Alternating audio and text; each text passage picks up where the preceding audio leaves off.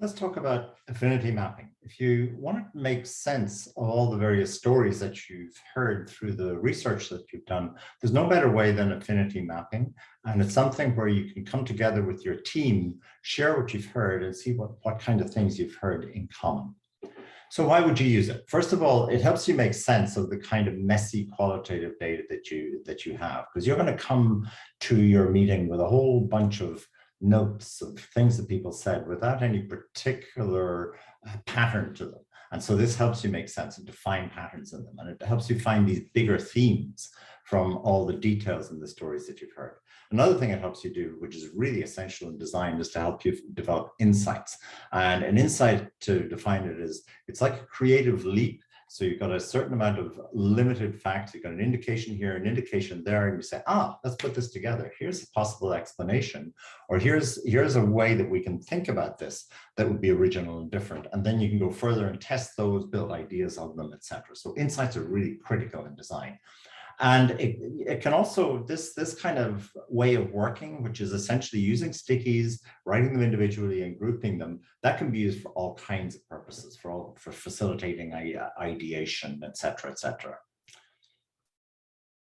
So here's how you do it. So what you do is have each member of your team talk through everything that they heard in their interview. So they'll work off their notes and they'll tell the story. Here's what I heard. And as you are doing that, as each member of the team is doing that, the others are writing notes and putting them anywhere on the board. So it's one idea per sticky note, and put them anywhere. Don't try and impose a structure. That comes later, okay? And so just put ideas on the board, on stickies, and then in a separate stage, once you've done all of that and everybody's gone around and they've had a chance to talk about what they heard in their interviews, then look at all the stickies you've got. Step back and see if you can find which ones seem to belong together. And then you group them together. And then what you do is you put a label on each group. So what does this group mean? And that's what we call your themes from the research. Now step back. You might have 8 or 10 themes. What is all this telling you when you have these themes together? Is there another way that you might combine these to come up with more interesting ideas? Sometimes, the first go you have at this, it's fairly mundane, it's fairly ordinary, and it doesn't tell you very much. But if you group them differently, if you go back and try and combine them in different ways, you could come up with some really interesting insights. So let's take a look then at what that's going to look like on your Miro board.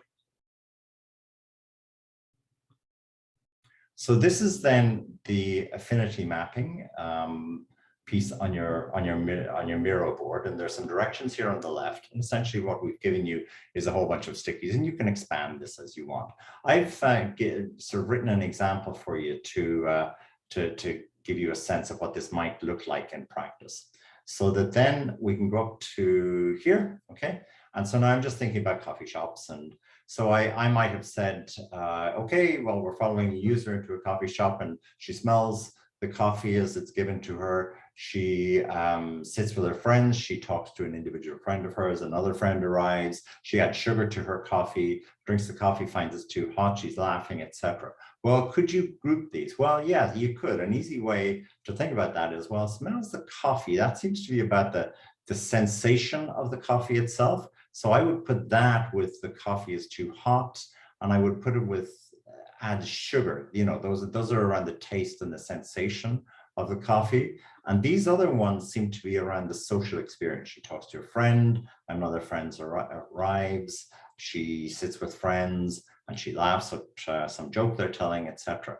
And so then what I might do is say, okay, so this one is social experience here, experience. Okay, and let me just make that a bit bigger. And up here, I might have sensory experience. So that's a fairly quick and obvious way of doing it. And then you might start thinking about, are there other ways in which I could think about that? Okay, so let's just go back to the slides for a moment, because there's one more thing I'd like to add.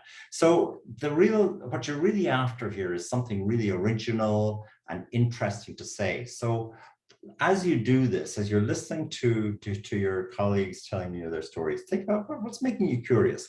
What seems strange? What might you expect, and how is this different? What might be some ingenious things? So people often have workarounds where things aren't working as well as they want to, and they'll do these sort of unconscious little things that they don't remark on, but you might find interesting. What might be dumb, right? What kind of things might be stupid that they're doing or seem stupid? But if you look at it from a different perspective, it might look interesting. What are users assuming, right? What might be unstated but significant? So, for example, you see someone coming to the cafe, and she orders a coffee, and then she sits at a table where there's room for a whole lot of other people, right? There's an individual table over there, but she sits at this one with room for a whole lot of other people. Maybe she's expecting someone to come, or maybe she just wants to be there to be able to socialize with people who might just show up. What's revealed by body language, by smells, by sounds in the environment? So those are some things to look at. The main thing here is to try to scratch beneath the surface. Don't just do the sort of very basic social and sensory experience, but really scratch beneath the surface and think about what might be really interesting or original about this experience that you're seeing.